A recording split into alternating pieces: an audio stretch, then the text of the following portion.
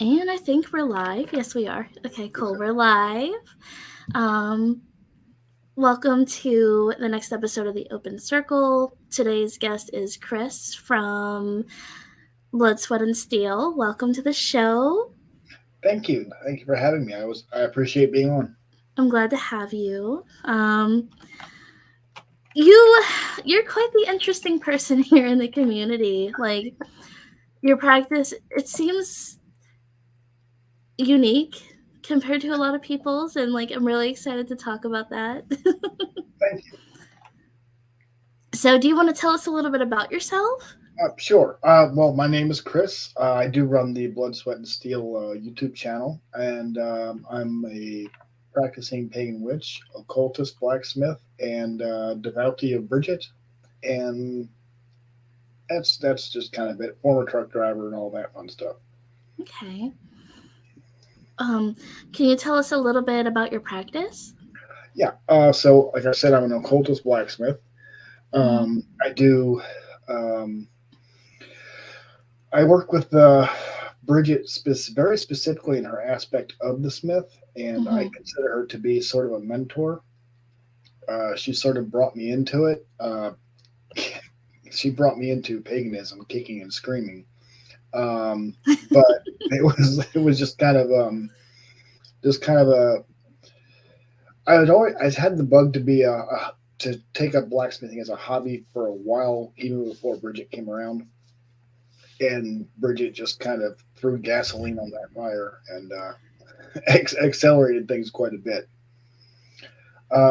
So I consider smithcraft and witchcraft to be one and the same. I look at it from an occultist point of view, um, in that if you're going to, well, humans have been working with metal for a very long time. Mm-hmm. The blacksmith or a metalsmith of some sort has been a profession for an extremely long time, and I tend to joke that blacksmithing is the second oldest profession. I So don't think you're wrong. I don't know So, if I'm right or not. I just That's kind of a joke. But with that comes some some occultism and some folklore associated with the blacksmith, very heavily associated with the blacksmith. Depending, and every culture seems to have its own myths, its own legends, and its own kind of weird series of beliefs around the smith and the kind of magical powers that the blacksmith would be accredited with, uh, mm-hmm. including healing. So, looking at that from the point of view of the a superstitious peasant in medieval ages, the blacksmith has the ability to take two pieces of metal and turn them into one piece of metal. Mm-hmm. Well, if you have a child with a broken leg and you know that if the blacksmith can mend steel, surely he can mend bone, right? I mean, if you know Mm-hmm. nothing about science or or how medicine works, but you can see a blacksmith turning two pieces of something into one very big piece of something, I it's not hard to put two and two together and come up with 12 and think that maybe your local town blacksmith might be able to also mend a broken leg. Is that they can do that? No, No. I cannot mend a broken leg. But Okay. the belief was back in the day, that they so correlation is not causation, but they didn't have science, they didn't have medical training, they didn't have a whole lot of knowledge of medicine or how the body worked. They just knew that the blacksmith could take two pieces of metal, which is much stronger than bone, put them Mm-hmm. together, weld them together in the forge, and make one large piece of metal out of it. Gotcha. So they went, oh, well, if he can do that with metal, surely you can do that with bone. It Mm-hmm. doesn't really work that way. We know Right. that. But the blacksmith, because he's in business and he's trying to make a living for himself, didn't discourage this type of believing. Okay. But also wasn't really a healer, but this is where I believe maybe some of Bridget's aspects come from. She's an aspect of blacksmithing and Mm-hmm. healing, and there's an association with the blacksmith that could heal. And another one was the again back in the day. Um, for some reason, they would associate the animal with healing, and a sick person would go to the blacksmith, and the blacksmith would put them over the anvil and um, sort of pretend to hammer the sickness out of the sick person. Now, you can argue that this wouldn't actually work, and you'd be right, but the the superstitious belief was that the blacksmith had some magical powers from the gods because nobody understood the science behind metallurgy or smithcraft or what they were doing. Right. Science wasn't a thing yet. So the blacksmith was just seen as a magical person. So when sick, go to the magic person, right? So, Right. Right. I so see. I they would see. bring they would bring a sick person to the blacksmith, and the blacksmith, being also a peasant, would go, okay, maybe it's worth a shot. This might work. This might not. And he would pretend to hammer the sickness out of the person. This actually has some correlation. It doesn't have a physical effect. It's not. Hi, Justin. Hi, It, Justin. it doesn't. It doesn't translate into modern medicine.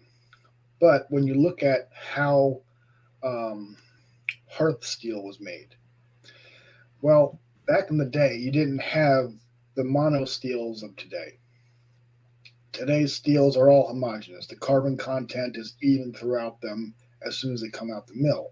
Back in the day, you had to make your own steel in a bloomery furnace. Wow. So the bloomery furnace created steel, but it didn't create homogeneous steel. So the carbon content wasn't uniform throughout the entire piece. So Okay. the way of refining that and making it more evenly distributed was to fold the steel.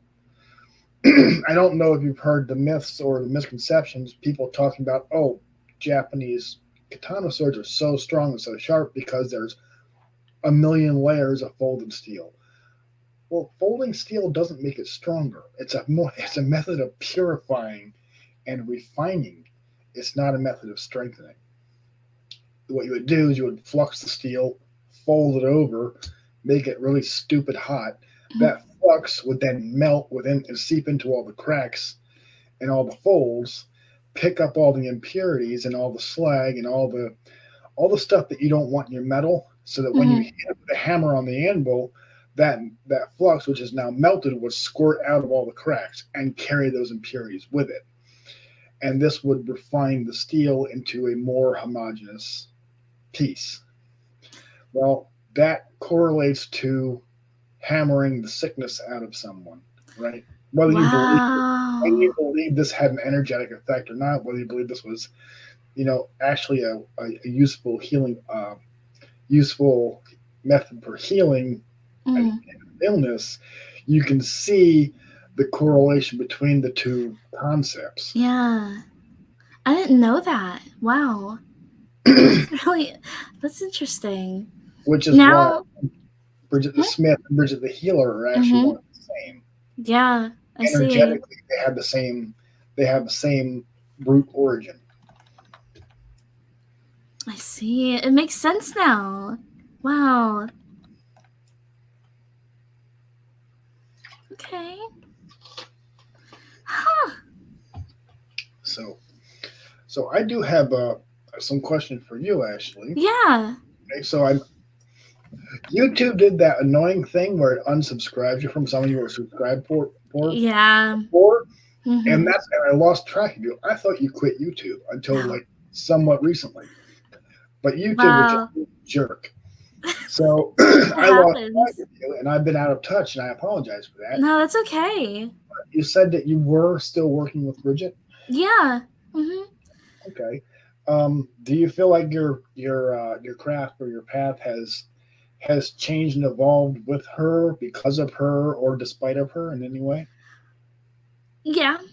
Yeah, And I would say that's due to her forge aspect. She slaps me on her anvil and like you know just like love hammers that. the shit out of me. And you know what, now that I notice it, it's kind of like the impurities, like what no longer serves you and helps Yeah, to transform you. I got the tingles right now. Wow. yeah. Wow. That's exactly why I see the blacksmithing as Mm-hmm. also a metaphor for shadow work. Wow, that makes us so much more sense now. Like, things just clicked for me and it makes sense. Wow. Hi, Nightwind Fae. I Oh my mean, goodness. Wow. It's funny how much you can learn just by talking to someone, Like, I yeah, never really knew much about smithing or anything like that. All I knew was you turn something into something else. yeah. That's And all I knew. it's very representative to me of the cycle of life, death, life again, Yeah. creation, destruction, recreation. The Mm-hmm. forge does that naturally. It's just iron does that naturally. Iron is a natural shapeshifter, in my opinion. Yeah, I agree. Wow. Um, so how how did Bridget lead you to Smithcraft? That was actually the result of a recurring dream. Okay. Um, back in 2015, 2016, it kind of straddles the 2 years. Mm. Um, I've talked about this in other places too, but I was kind of a jerk before I found paganism. I wasn't very nice to the LGBTQ community. Come to find out, Okay. I'm part of Mm. it. But Bridget, I guess, decided she'd had enough of that bullshit and Mm. decided to. I think she had a hand in a series in a series of chain reaction events that caused me to come to the understanding that I'm asexual, Mm. and this forced me to kind of look at my behavior and come back around out of the rabbit hole, out of the alt right rabbit hole, and stop being such an asshole. And Mm. part of that process during all this, I had a recurring dream where there's not a whole lot of visual to it. It was just a hi Shadow Sun. It was just a the sound of an anvil, and within the ringing of that anvil, I could hear a woman's voice saying, "Iron is your power. Iron is your life. Iron Mm. is something something. Iron do that." And it was a ringing of an anvil, and I knew it was a feminine deity of some kind, but I didn't have a name. I didn't even know who the hell Bridget was. Mm. And then this dream kept up, came back almost exactly like replaying almost like a movie the same way each time, and it happened about 3 times, 4 times, had the same Wow. one. And in between it, at some point, I was back back in these days. I was watching YouTube, but I was using YouTube to watch things like Minecraft videos and other game playthroughs. I wasn't using it to watch, spirituality or religious based things. So Mm. blame it on the algorithm if you want to, but I dropped the I dropped the controller to the Xbox, which is what I was at the time using to watch YouTube on. Mm. And the controller hit the ground, and it switched to a completely different video from the one I was watching, and one that was not at all in the category, which was I went from watching a bunch of idiots play Minecraft, and I dropped the controller, and it switched channels to Laura Galligan talking about Bridget. Wow.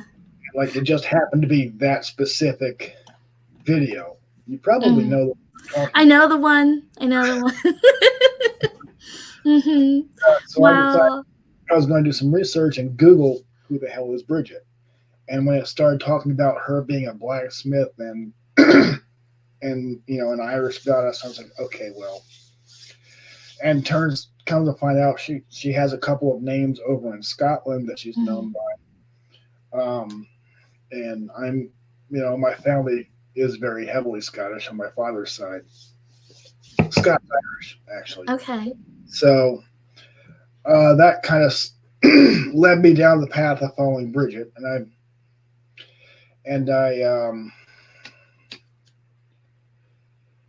that's kind of I decided that I wanted to incorporate blacksmithing into that because as a devotional hobby, because I didn't really know how to make offerings. It turns out that's probably the best way of making an offering is to offer work and Yeah. learn uh, learn a craft that's associated with a deity is kind of Mm. in my opinion, that's a pretty good offering because Mm-hmm. you're meeting them in their on their turf, Yeah. so to speak. But that's just my opinion. Wow. Okay. Um,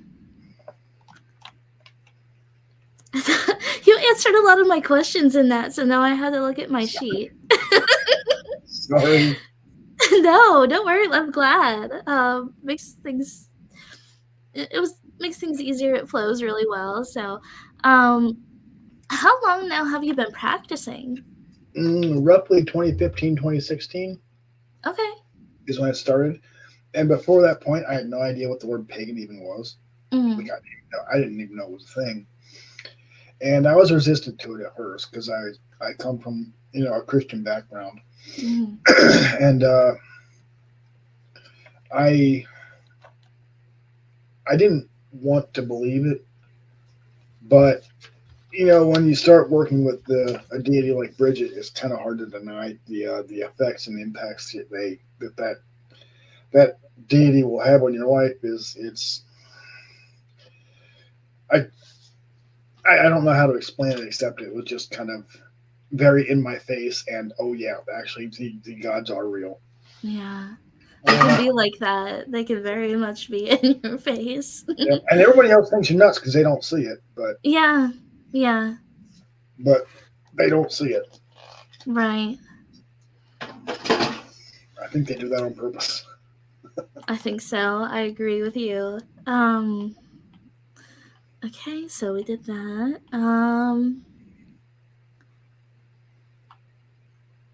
Oh, we did that too. Okay.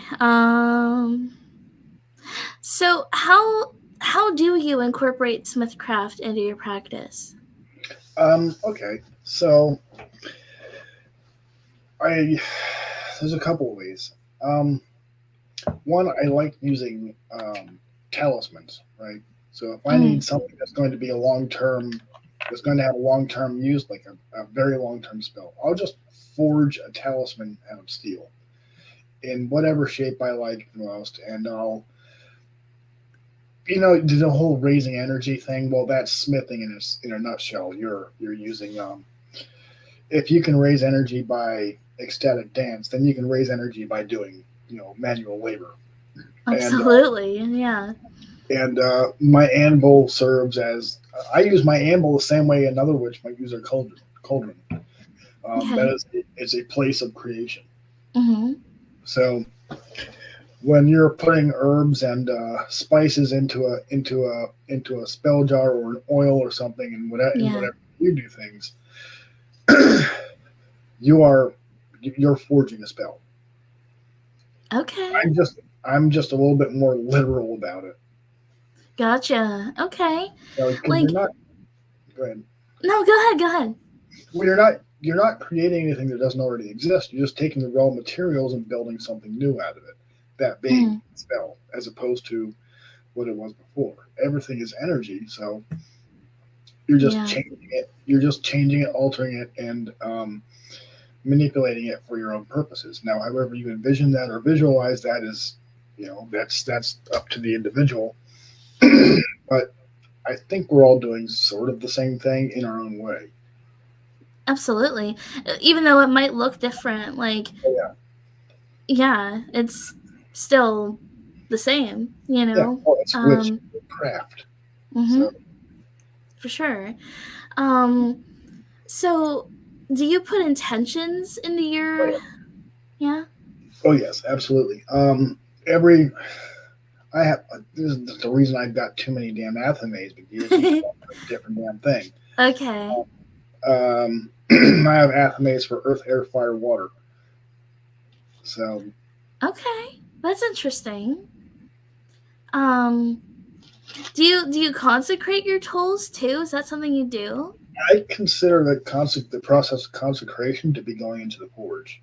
Because you That's have all the elements there. right. It's there's earth with the metal, there's fire, obviously, there's water with Yeah. the quench bucket, and then there's air, which is it takes the form of either the bellows from a traditional forge, or in my Mm. case, compressed propane, which is a gas. Okay, still goes into the air. So Right. yeah. So you've got all the elements there, but of course I use six as opposed to the original four. Hmm. But there's everything you need is right there in circle with you because I do cast circle around the forge. Okay.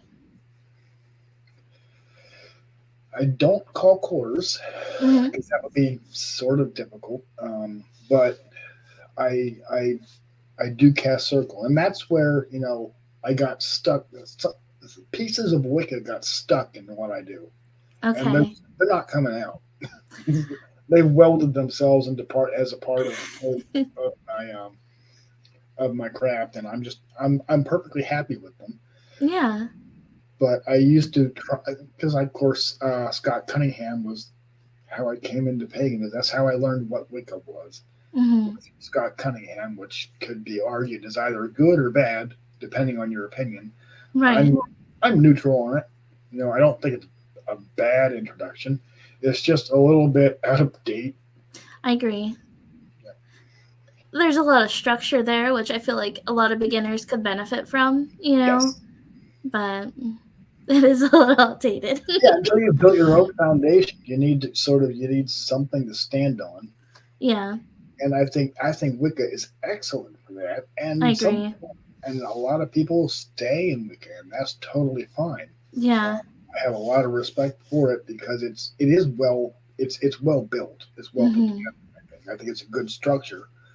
It's just not the one that I prefer anymore. Mhm. I agree. What about you? Did you start off with Wicca or I something else? did. I did. I started out with Scott Cunningham too. So Seems to be the case for a lot of us. yeah, because that's what was available way back then. You didn't have many resources. Right, right. Yeah. So how long did you stick around with that? Did that last a while, or was that fairly fleeting? Um, let's see. I started in 2012, Hmm, and I don't think I fully like left it until 2014. hmm. But I do still incorporate a little bit of it here and there. It's just sprinkled in there. Yeah, Even though like my practice changed a lot, um, that structure was really helpful to me, and I still keep a little bit of it for like I don't call circle all the time, but I do sometimes. yeah. I don't do it And for everything, yeah, I but don't think it's necessary for everything, but like if you're gonna use a spirit board or something, like you definitely want that added protection there. like if you're really new to tarot or any other type of divination, you may want to just have that extra For sure. wall up, Yeah. or you might not. There's a little bit of like contradictory opinions on that. That I've heard is one, it interferes with your tarot reasoning, or two, unless you want or you only do it if you want a specific spirit, or Mm. only they can come in. I don't know. I don't really have any strong opinions on it. I'll I do it if think I feel like I should, but yeah, I think that's all up to perspective. If that's the way someone views it, it's yeah, you you know know your there. craft better than I ever will, so I'm not going to tell you what to do about it. Right. So, do you have a favorite type of metal to work with? Yeah, steel. Steel. Um, I do like copper. I like working with copper and steel. I think they complement each other very well. You can't. Well, I don't alloy them together. I don't have the ability to smelt alloys. I don't have a smelter or a foundry, but I like to incorporate them together in a build. Okay. Copper actually was the first metal we ever worked with as a species. Okay. So there was a copper age, then a bronze age, then an iron age. Gotcha. I know, like, so do you work with the magical properties of metal? Yes, but mostly it's steel and copper that I deal with. Okay. Um, Aluminum's too modern. It's it's it's very modern. It's a legitimate metal. It can be forged, although it's a little weird. It has a very low melting point, but so does copper. And Mm. it's aluminum's fussy. It's a it's a bit persnickety for my taste. So Okay. um, copper is a bit of a diva. You have to be just right. It really it wants to work, but it wants you to know how to do it. It'll force you to push your skills to their limit, and then it'll piss you off because it'll just decide it doesn't want to work for you anymore. Working with copper is the interest in working with copper all of a sudden. This happened about a year or so ago. Hmm. I wanted to incorporate copper into the steel, so I started doing some experiments. Turns out you can forge braze copper to steel. You can forge braze copper to steel. Did I not mute? No, you weren't. We all heard it. I thought I hit the mute button on the way.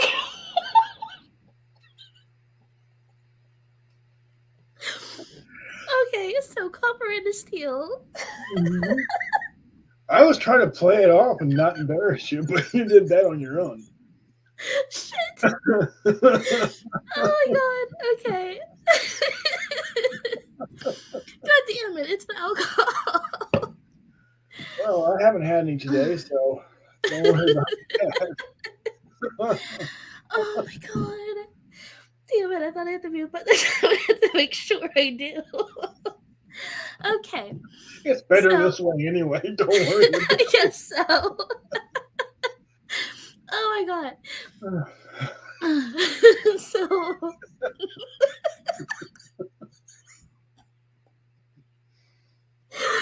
oh okay. Yeah, you can forge braze copper to steel. Okay. So I've made a couple of pattern welded projects. One of which was a knife. I have a picture of it on my Instagram.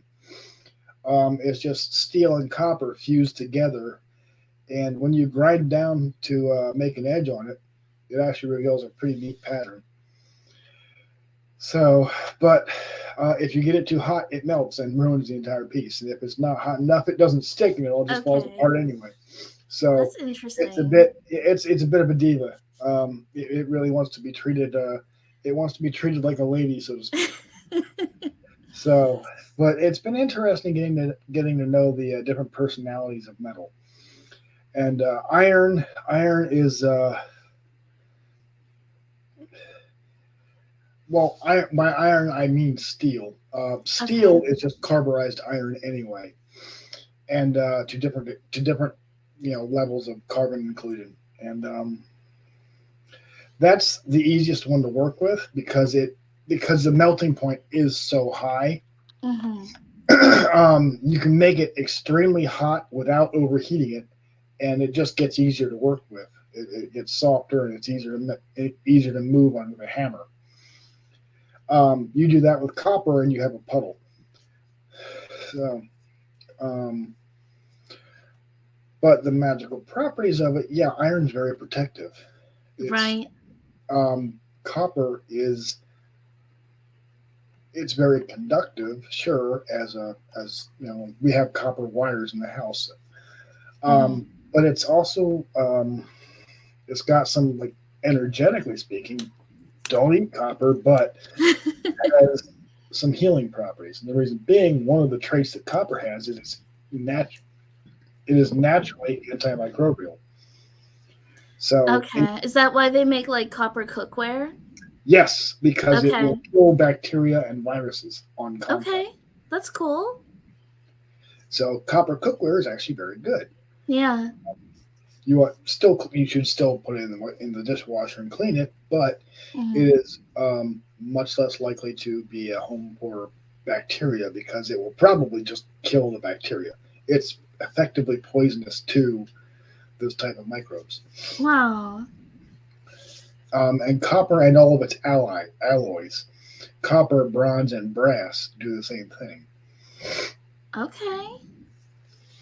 So I see copper as a bit of a healer. And in fact, the ancient Greek warriors and soldiers had bronze weapons.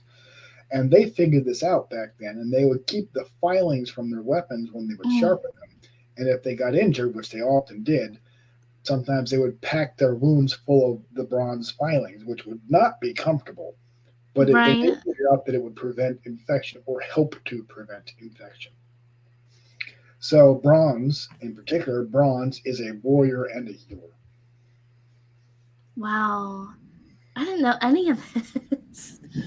Um, so could like so if someone uses like bronze in their practice, they could technically like use it for those things, right? Like if they were jewelry or I've never tried it. I've never tried it in a spell or a working, but I okay. have a very strong feeling that yeah, you probably could. But I think things also work because I don't have the same correspondences that you do, right? For Right, anything, right. right? Mm. Um, for me, dandelion is kind of it's a survivor herb. Yeah, If you need something to be tough, resilient, and survivable, I would want to incorporate dandelion. But somebody else might think it's just a weed. right. A lot of people look past it. Yeah. Um, Hmm. and would go with like maybe the rose or something because oh, it's got thorns, it's got to be tough. A rose will die Hmm. and sneeze at it. So, True. um, so I would prefer to use a dandelion. Also, I don't like fancy stuff. Yeah. I'm much happier having dandelion as a spell component because Hmm. one, it's easy to find. I know what it looks like. I can identify it positively without any risk of making a mistake. So if this is something that I'm going to eat, I know what I'm eating. I Right. know what I'm drinking. I know what I'm using, and I'm not an herbalist, so I can't identify a whole lot of herbs. But dandelion is one that I absolutely know, and I think dandelion has a lot of uses too. But it Hmm. reveals what those uses are to different people, different ones to different people for its own reasons. And everybody's different. So we're going to find those uses and correspondences, and other people's won't find some of them, Hmm. which is where we get a lot of difference of opinions coming from because I don't think anybody's necessarily wrong. It's just you're going to have a different experience with, say, copper than I will. Right, right. Like I don't know. Like I always thought copper, like conducts energy, right? So, But yeah, um, obviously it does, yeah. yeah. So like I use like a copper bowl for my money bowl, and it works. Yeah. Um, so like, would you say like what you create out of the forge are your spells, or do you I do would say like I'd say that they are I'd say they're launch vehicles for the spell. It's my way of, of focusing my intention. I need something in front of me to work on. I can't work with abstract concepts the same way you right? like. I don't know how you do what you do, but I can't just visualize it in my. I mean, I can. I don't have aphantasia. I can visualize extremely well, Mm-hmm. but I use that to make something. Okay, Like if I couldn't visualize a knife, I wouldn't be able to forge one. It would just look like a battered piece of metal. gotcha. But I need to have something to make in order to create the spell because that's just how I work. Um, I create I do my craft by having a craft or a trade or a skill and refining that, and that also serves as a bit of a gauge um, as to how the spell is going to go, how the spell is going, whether it's going to work or not. It gives me an Mm-hmm. idea because if I'm trying to create a spell to do X, Y, or Z, and this spell involves forge welding two pieces of metal together, and I can't get them to stick, and I know the forge is hot enough, I know I've got enough flux, I can't figure out why it's not going to stick. That tells me, with a relatively decent amount of accuracy, Mm-hmm. that this spell is just not going to work at this time. I could do the Oh. same thing in a year, and it would work perfectly. I've done that. I've done things where I've forge welded a very similar, not exactly the same type of item in the same forge with the same temperature at the same bottle pressure, Uh-huh.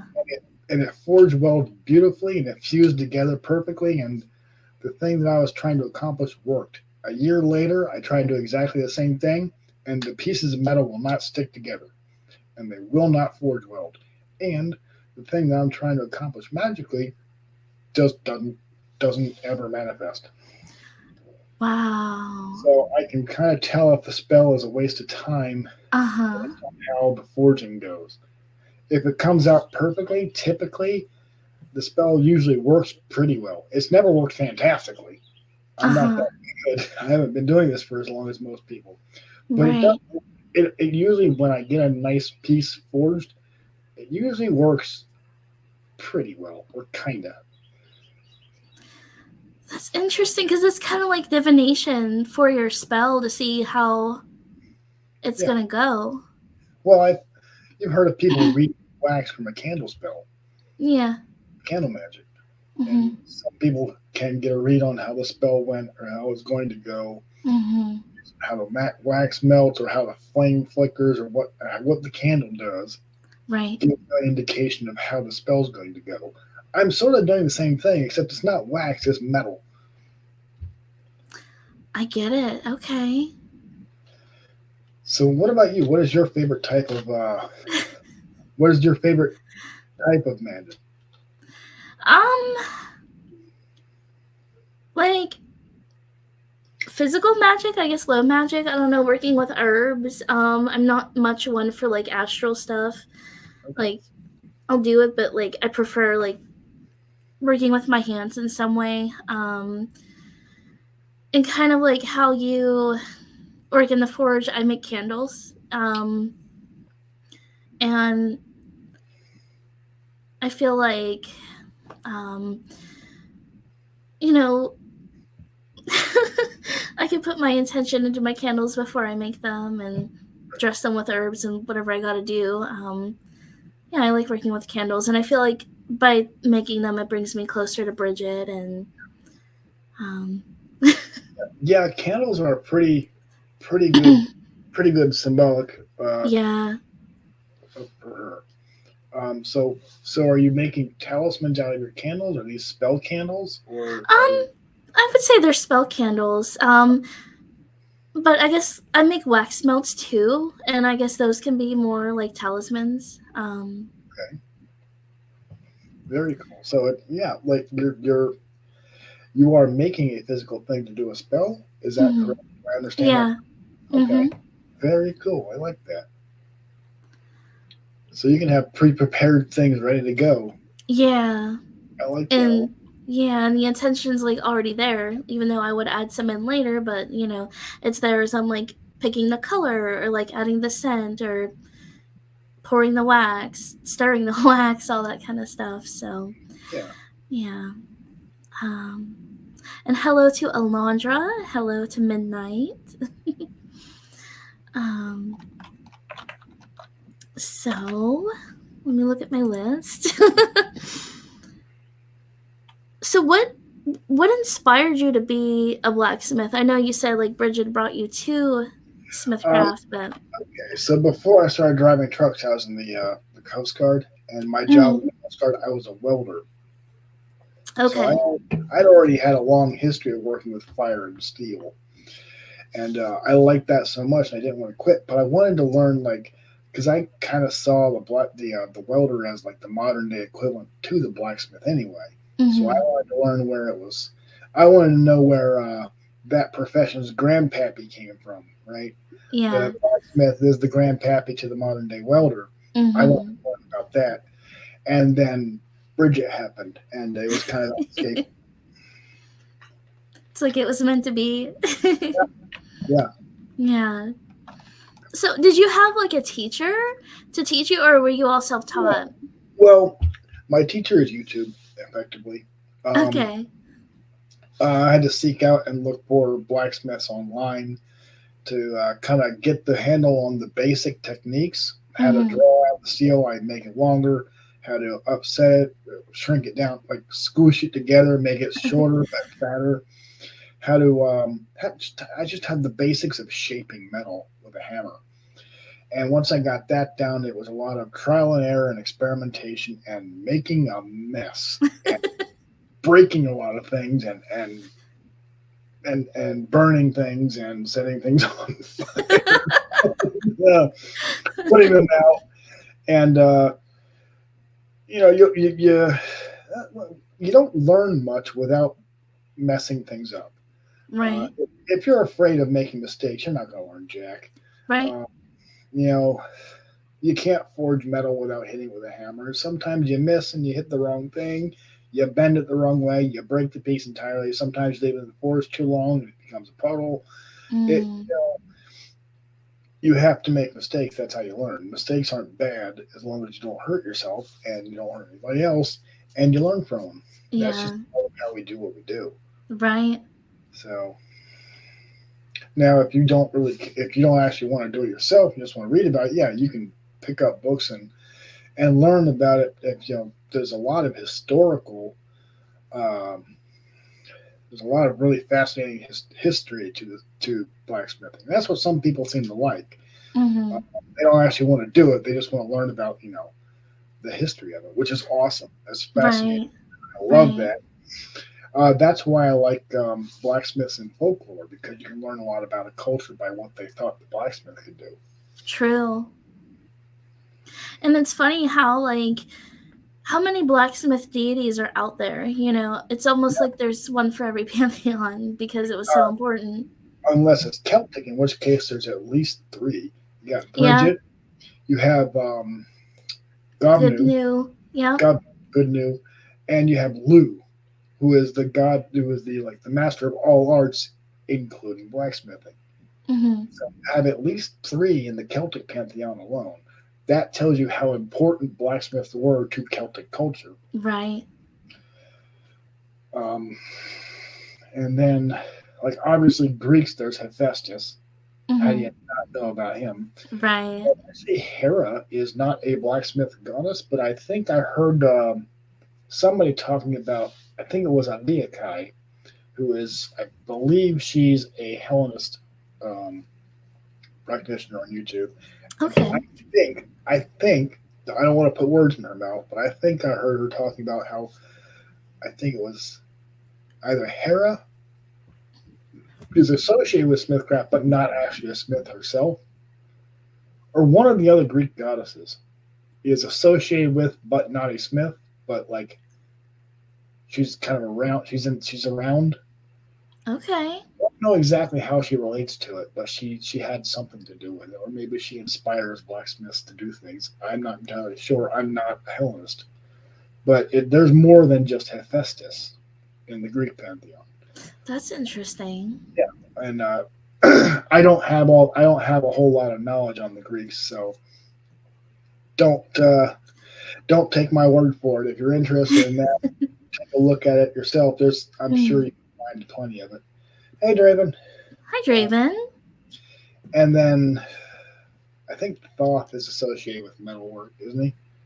In the Egyptian pantheon, I think Thoth might have something to do with it.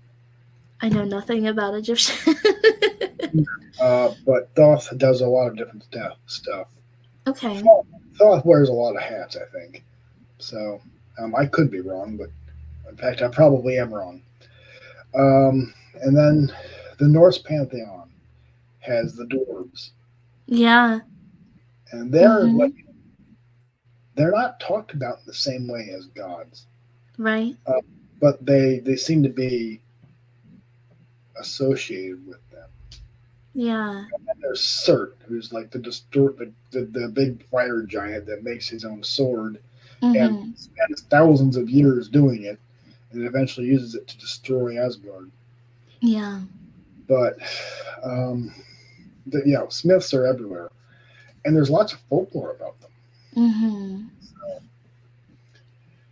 It's because they And were so important, well, yeah, they were the hardware store before hardware stores, so you kind of can't do anything without them. That's true. I never looked at it that way, but that's totally true. um, so how long have you been doing this for, the blacksmith thing? Blacksmithing since about oh boy, 20. I've been smithing specifically since about 2017, I think. Okay. So Okay, so, like, finish lore.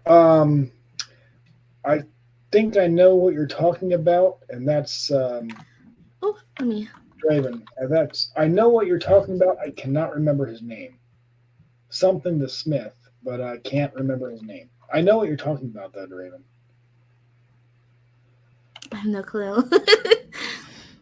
It's associated with Norse myth, I think.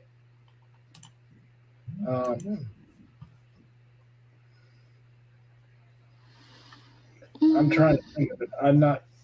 I'm much more familiar with Celtic myth and very specifically Irish myth, because of course there's Bridget and there's the Morrigan for me. Yeah.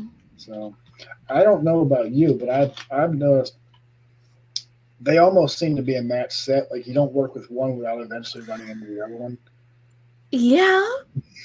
That's starting to happen to me now. I was curious about that.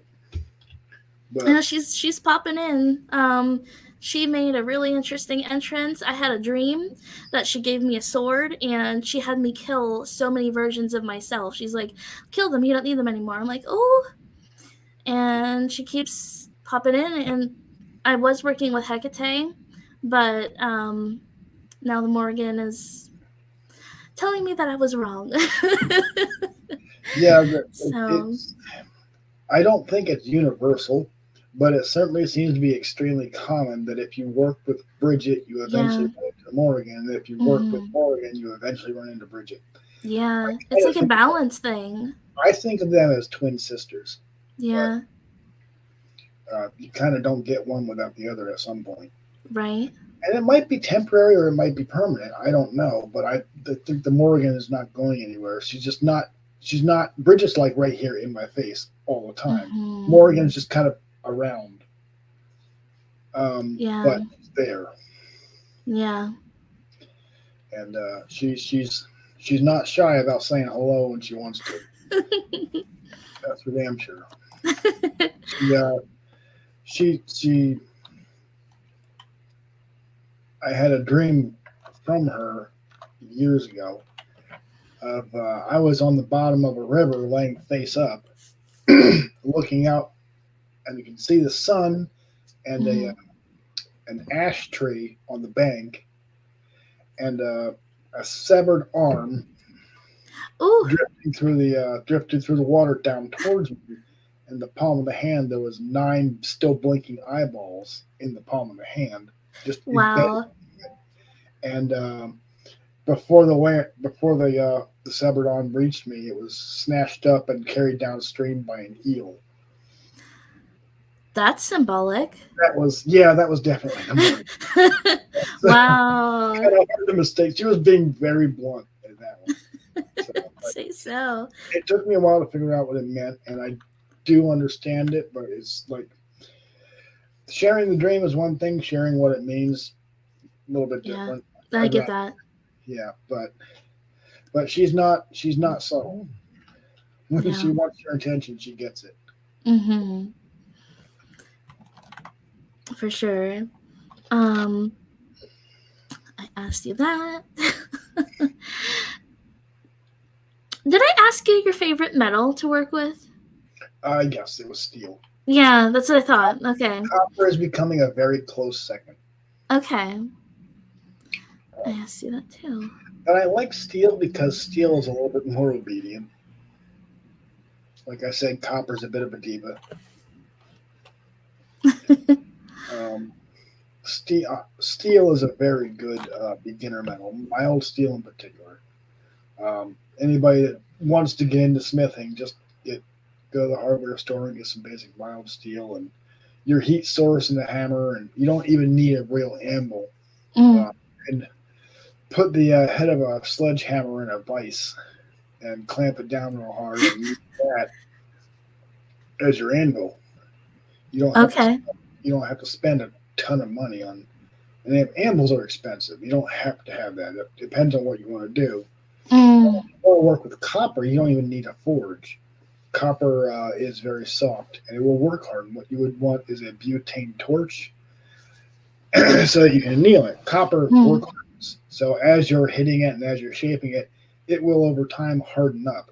What you do is you heat it up with a butane torch with a blowtorch until it's red, then quench it. It's soft again. You keep on working.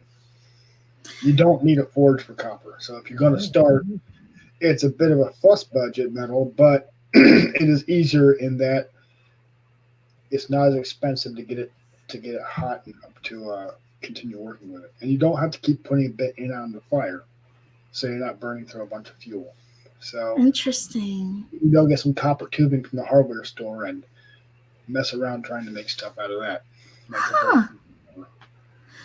So, forgive my ignorance, but like, do you like forge things from an ingot and go from like I don't know how this stuff works. No, So. so I know what you mean. I will most of the time what I'm using is I'm using flat stock. Flat stock comes from a foundry, right? Like a steel supplier. Okay. It comes in specific shapes. It comes in several different, like just basic raw material shapes. Flat stock being the most common. So it's like a quarter inch thick, an inch wide, and however many feet long. However Okay. long they sell it. Or you'll get square bar, which is a solid 3/4 inch or 1 inch or whatever dimensions you specify. Mm. You order it online, and they send it to you. One thing I like to do, and a lot of blacksmiths like to do, is using reclaimed metal. Okay. I have two leaf springs from an old F-250 pickup truck sitting in my shop waiting to become knives or hammers or chisels or whatever. Oh. So I like to reforge things that have, outlived their usefulness into something else that I will continue to use or somebody else will continue to use for a number of years until they lose it or break it or what have you. I love that. Like you're upcycling. Yes, it's very good upcycling. That's one reason why I want to get a smelter Mm. or a foundry, so that I can actually take like aluminum cans, drop them in the foundry, and cast them into ingots or usable materials and use aluminum. You can do it with aluminum. You can do it with copper. You can do it with brass. You can do it pretty Oh, much any that's metal. smart. Don't do it with lead. That lead is poisonous. Yeah. You can't really do it with iron because cast iron is brittle. You can't. I mean, you can make cast iron pores, but that requires a level of heat that is Mm. beyond the. You might burn your garage down. You don't do that. You're talking about 3,000 degrees plus Fahrenheit. Wow. Okay. If you're going to liquefy iron and steel, that's where you're at. So, but copper and its alloys, they melt at like I think it's less than 2,000 degrees. So it's like Okay. 1,800 or something like that. And they'll I can do it in my forge, which is not designed to be a smelter. It's designed to just make things hot enough to shape them. Gotcha. So Okay. Do you have like a favorite item you made or something you're the most proud of? actually, yes.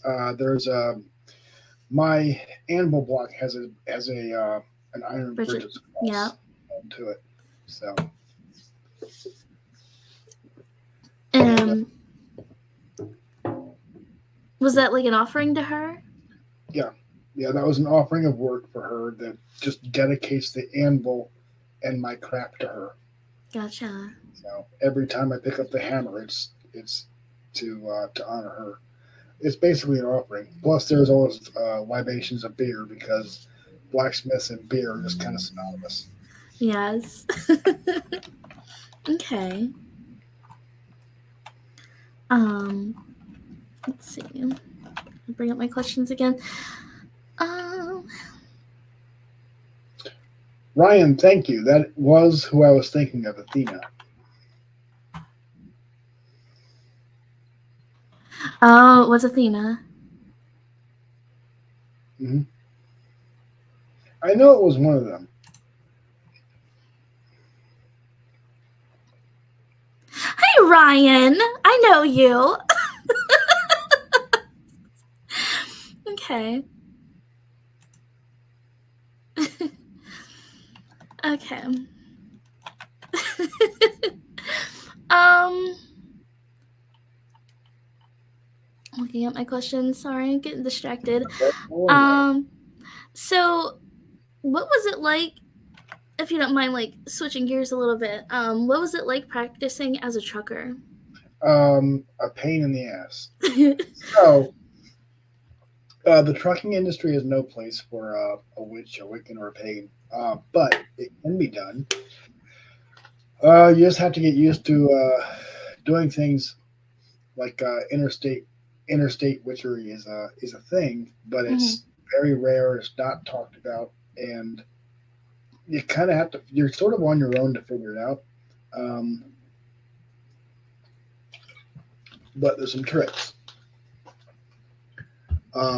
One, I do a lot of. I did while I was driving a truck. I did a lot of. Because you can't have a candle in a truck because an open flame in Right. a moving vehicle, really bad idea. Right. But you can draw sigils. Mm. So sigil witchery and sigil magic is probably your preferred method. In the cabin 18 wheeler, you actually don't have very much room, but you do have like almost like behind the driver's seat, the driver's setup, there is a bunk, and that bunk is equipped with usually like a nightstand, like a locker, and like a table, almost like a Mm. nightstand. It's smaller than your average bedroom desk, but it's enough for you to have a work surface to draw on. Yeah. So it is possible to do a little bit of witchcraft by way of sigil witchery, which is how I figured out, which is where I um, kind of worked out my own system for making trucking related sigils.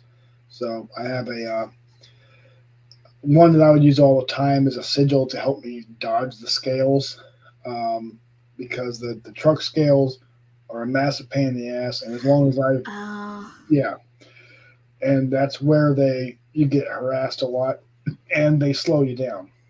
Okay. So I would use the sigils to dodge the scales, which usually worked, but not always. A sigil for safe travel, and a sigil to find parking spot, and a sigil for safe haven, meaning it was basically a notice me not spell. There was a big problem in certain areas where truck drivers get robbed.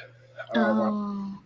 So I had a sigil for notice me not, meaning make my truck as boring and uninteresting to a thief as possible, which Right. is any type of um, concealment, any type of glamour magic for the purposes of concealment.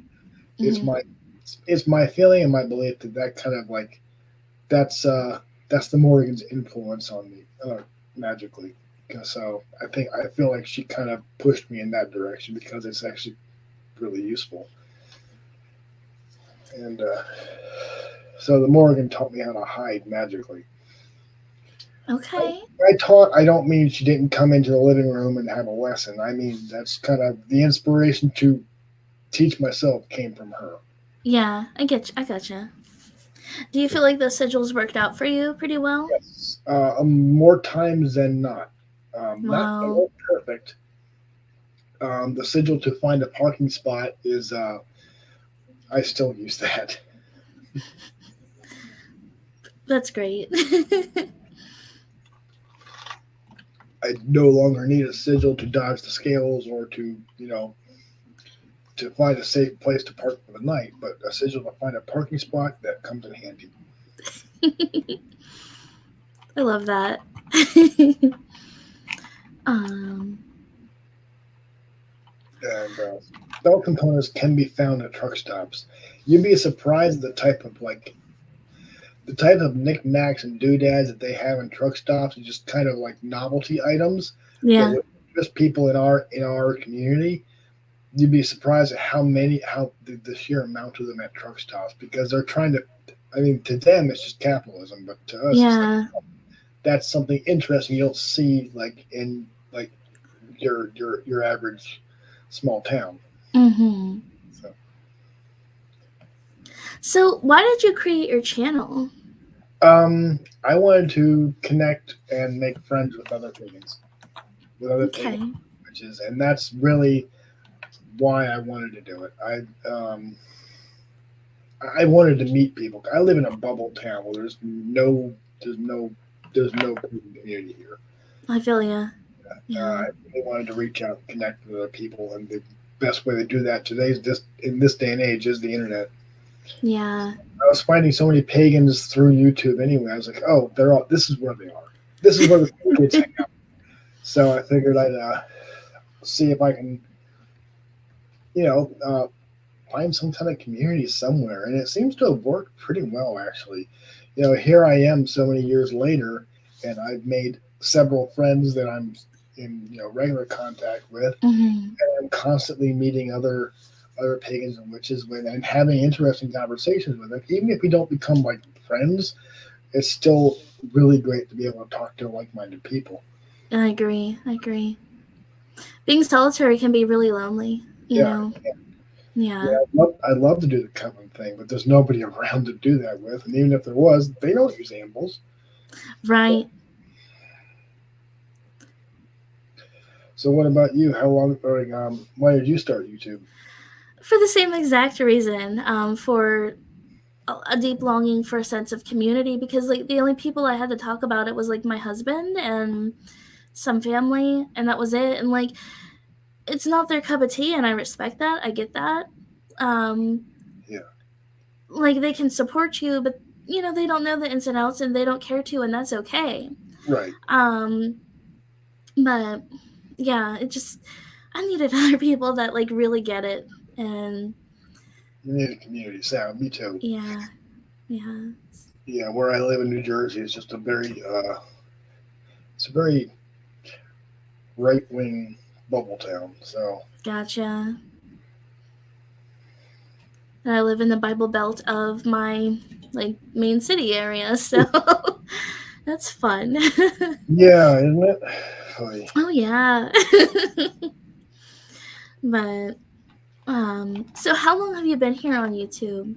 Um, shit. Well, I had the channel by another name, Wicked on 18 Wheels, Mm-hmm. before, and then I went on hiatus, canceled the channel, and then came back and started Blood, Sweat, and Steel. I think maybe 4 years now. It's been Blood, Sweat, and Steel, and then I don't know, maybe a year as Wicked on 18 Wheels. I remember you from like way, way back. It was like 2018, 2019, around that time. Yeah, that was pre-pandemic. Yes. So what are your goals for your channel? Um, well, I'm kind of at a point where I'm going, okay, I don't know what to share. I don't want to teach. I Mm, don't want to teach people how to do witchcraft because the way I do it isn't going to be useful to them most of the time. right. So I kind of want to. I'm still figuring out how and what to share and Mm-hmm. how and what to film, and I'm starting to like kind of go. I don't know. I think what I really want to do is um, start a live stream of a witches and pagan community D&D live stream. Is Ooh, what I do, but getting a group together can be challenging. I went in. I like D&D. Yeah, um, I'm weird, so I don't don't want to like invite myself, but if you need more people, No, hi. I need to find people that want to play. So that's it. That's one. So Well, Draven, if he's still here, he plays D&D too. Um, I mean, it's gonna be easy to find people. Trust me. there's plenty of people that want to play. I think it's just people who are able to play Okay, is the challenge. Like gotcha. we're all a bunch of damn nerds here in this pagan community. So I think Yes. there's a lot of people that want to, but just kind of life makes them just not be able to. Mm-hmm. It sucks. So that's why I'm not really doing. I'm not planning on trying to get that started soon. That's gonna be Okay. that's gonna be like probably fall or winter season Okay. at the earliest. Okay. Well, if you need someone. All right. Well, I definitely need someone that like can foresee having a relatively clear schedule to do like a regular game Mm-hmm. for a reasonable amount of time. I don't expect it to turn into a 10-year long campaign, but Mm-hmm. like maybe 1 year. I mean, I'd like to like because every campaign I've ever played before has fallen apart like within a year, Aw. and that sucks. It would be Yeah. nice to have a campaign that lasted for a year or more, at least once. Um, but I'm fixing to go to school for cosmetology in September, so I don't know what my schedule is going to look like either. So I'm kind of trying to see if I'm trying to find out if there's any interest, and Mm-hmm. like also not commit myself or anybody else to something before we're all able to. So Yeah, I get that. yeah, until then, I'm just going to kind of continue doing what I've been doing the way Mm-hmm. like until like I have a clearer picture of what the future is going to be like. Gotcha. I see. Yeah, I never got to do like a full campaign. I was in one, but we got a puppy, and that was hard to go back and forth. But like, if it's online, that'd be a lot easier. Yeah, yeah. Yeah, I think online is the way to go now because you can set up the stream so that you can like not everybody's Matt Mercer. We're not all voice actors. We can't all do accents. We can't all do voices. yeah, So being online, technology can assist you for with sure. some of that. Mm-hmm. So and also the visual aids of being online are pretty nice. So I agree. So, what are your hobbies outside of okay. everything? Um, outside of blacksmithing, I've taken up leatherworking. Okay. But it's kind of related to blacksmithing because if you make knives, you need to be able to have a sheath for it. Yeah. But I also like, I just enjoy working with it. Just making bags, pouches, and just like cases for my cell phone, which Ooh. I just started leatherworking. I'm not good at it, not by any means. My first and so far only successful project was my cell phone case. Okay. Uh, You'll get there. yeah. You know. What about you? Do you have any hobbies, and do you consider them to be devotional or separate from your practice? Like gardening, I would say is devotional. Spending out time, in nature, that's devotional. Making candles is devotional. But video games, I don't. You know, What's that? I said, "Gosh, gardening is almost like you're a witch or something." I know, right? Sorry, I didn't mean to overtalk you. Oh no, I did the same to you, so sorry. It's all good. But yeah, like I play video games. So why? Okay. Yeah. I guess you could. When I think hobby, I don't think of video games. I think of woodworking, metalworking, leather, stitching, knitting. But you're right. Okay. Video games can definitely are actually it's actually a very popular hobby. Yeah. I just for some reason the two aren't really related in my head. Uh, Gotcha. they definitely gaming for me is just free time, which is a hobby. Mm-hmm. But for some weird reason, it, like I don't connect it that way. Okay. I don't That's know okay. why. I don't know why. Like hobby and pastime aren't really the same thing for me for some damn reason, even though they definitely are. That's okay. So, yeah, so you play video games like Mm. Is there like a certain type of game you like? Actually, survival games like resource management, crafting, survival. Like, do you Okay. ever played Don't Starve Together? No, but I've heard of it. Okay. What about like Minecraft? I know of Like Minecraft. most of us know what Minecraft is. Yeah. Things like what's another one? Space Engineers is another one where it's Okay. Minecraft in space, basically. Okay. Uh, and things like I don't like MMOs typically like World of Warcraft. I just couldn't. Okay. I don't not like it. I'm just like I got bored so fast. Yeah. What There about you? is a. Have you heard of Valheim? No, well I've heard of it. I've just never played. It's you'd like it. You would really like it, I think. Because you can make your own armor and your Okay, own weapons. It's survival, but it's like this like Norse okay. kind of fantasy kind of situation. It's fun. It's a lot of fun. Have you Um, heard of Medieval Dynasty? no. No. Mm-mm. Same idea. It's a crafting survival game set in medieval Britain, Okay. but a fantasy setting medieval Britain. That It's sounds fun. there's no magic or anything. It's like realism. There's no magic, but there's the the the town or valley where it's set doesn't actually exist, but it's meant to mimic Britain. Okay. Hi, Midnight. Hi, Midnight.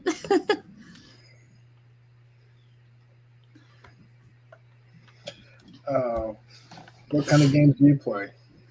um, I play. Trying to think like open world fantasy Okay. roleplay, like Skyrim, The Witcher, stuff like that. I like Okay. stuff that isn't too futuristic usually. Okay. Like, Yeah. yeah, but I'll So play it. play Kingdom Come Deliverance. Mm-mm. No. If you like The Witcher, you might like that one. Okay, I'll have to check out that game you mentioned too. The medieval one. That sounds really fun. Medieval Dynasty. Yep. Yeah, that sounds Um, fun. it kind of is. It's a resource gathering crafting. Okay. What's that? Midnight. Which game is that? Oh, let me look. Um. Oh, Kingdom Come. Kingdom Come Deliverance. Okay. I got about I got to the second or third major town and lost interest. Um, that game is brutal. The advancement and progression through that game is really brutal. There's no like difficulty setting. It's just hard mode, which I can respect that, and I get the appeal. But after a while, I'm like, okay, I need a different genre. I need to go, I need to go and raise cows and avoid the creepers in Minecraft for a while. I could never get into Minecraft. It was like too blocky for me. See, that's what I like about it. It's just simple. Yeah. It's really just kind of that's my kind of like Zen, chill out. I don't have to think about things. I just kind of put blocks on. It's online Legos for grown-ups. Yeah. It's exactly what it is. um but I wanted to ask you too, like, do you sell what you make too? No, not typically. Like sometimes, like if it's another pagan that I know from online, Hmm. like I'll let them like reimburse me for expenses like the material cost and the fuel. Mm. But that's mostly like okay, this is a person I like. I'll do them a favor. Yeah. Occasionally, I will barter, but I don't like. I don't.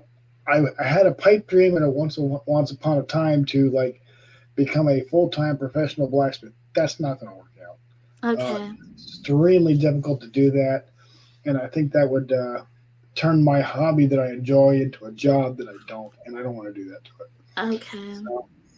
So, occasionally, I'll barter with another like practitioner, but um, most of the time, no. I Okay. don't. I don't tend to sell them Gotcha. unless I'm going to like this September. I'm going to be the blacksmith at a local Renaissance fair. So and that's I will sell what I make there. Okay. So That's cool. Um, yeah, I was gonna ask you like if you had a business, so like feel free to talk about it. But no, I wish I could, but I just don't have that. I don't have the luxury of having a business. I don't have the privilege of having a blacksmithing business. And if I did, I'm not convinced that I would like it as much as I think I do, yeah. because it turns something I love and am passionate about as a hobby into a full time job, and that changes the flavor of it. I think so. I think I kind of want to be a hobbyist. Um, Okay. I don't even know if I want to be a full time professional blacksmith. That would change the flavor of it, and it might not be as much fun anymore. Yeah, you want to enjoy it and like Yeah, not turn it into work. right. Exactly. Yeah, I get it. Um, are there any other channels out there that inspire you? Yes, actually, there's a fella, Ravens Keep Forge is another. He's not a channel. He's on Instagram.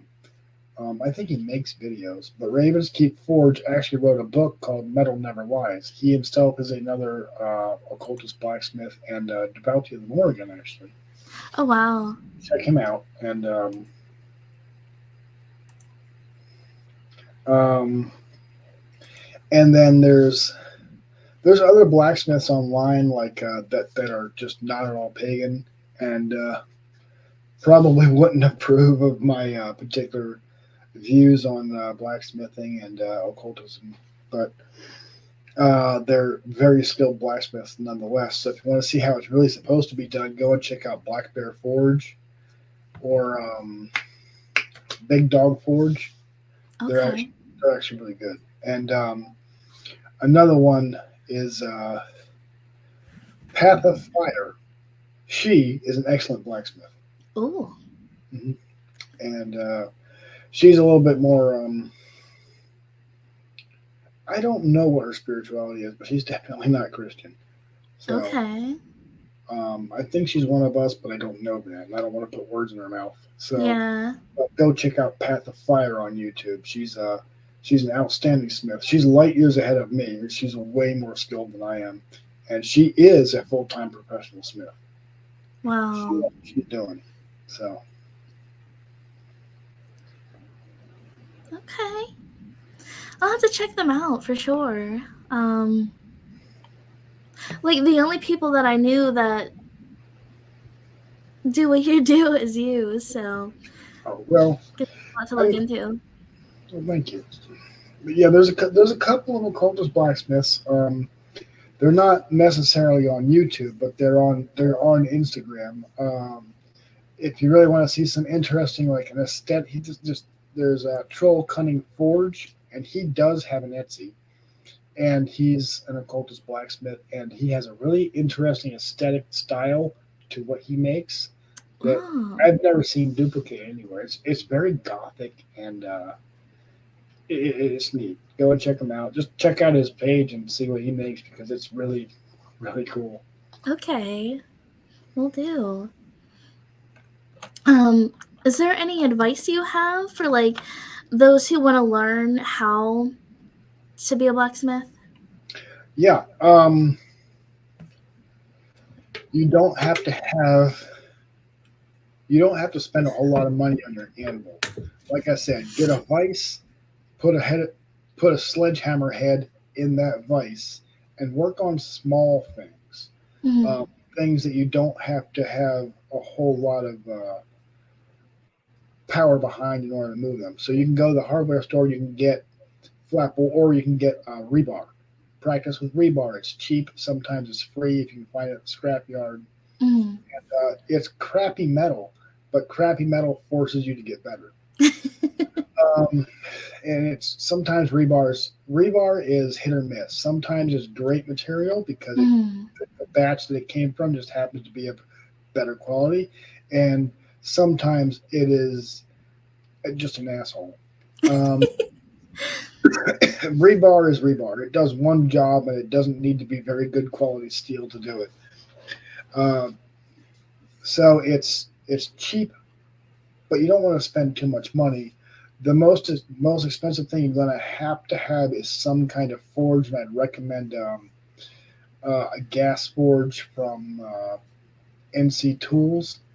Okay. You're going to spend a little bit more money, but you're going to get a better quality machine. And get a ball peen hammer and a chunk of like the head of off an old sledgehammer, and just break things, make mistakes, screw it Mm. up, and you're gonna make a puddle in your forge at some point, but don't be afraid to do that, and just pick up the hammer and hit something. It's you can want to do it all you want, but until you pick up the hammer, Mm-hmm. you're not doing anything. Okay. Is there anything else that you want to say before we wrap things up? I can't actually think of anything. Okay. You actually covered quite a lot with the questions. It's very good questions, and I appreciate it. Oh, I'm glad.